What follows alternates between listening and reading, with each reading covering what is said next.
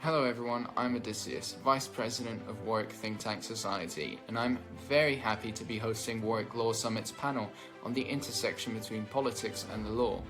We have exciting guests coming to the panel this February. I will be joined by Baroness Nikki Morgan, former Secretary of State for Education, Karen Melchior, MEP, who serves on the European Parliament's Committee for Legal Affairs, and Tom Hickman, QC, of Blackstone Chambers.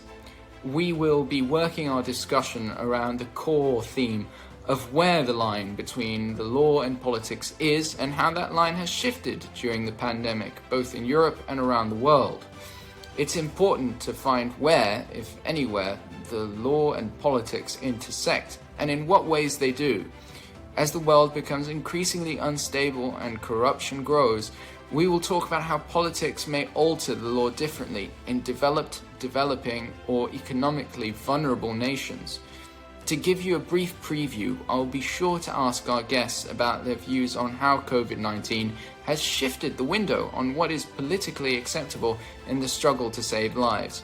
Has this shift led to an increase in authoritarian legal practices across Europe and around the world?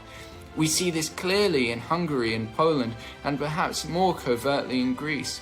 It will be interesting also to generate fruitful discussion on the right to protest during the pandemic, exploring concerns highlighted by Amnesty International of COVID-19 being used as a smokescreen to introduce a blanket ban of protests in France.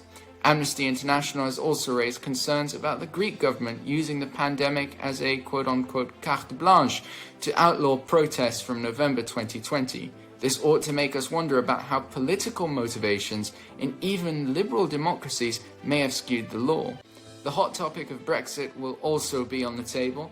We will discuss how the politics of Brexit interacted with the law. Did this interaction cross the line in 2019 with a famous prorogation of Parliament?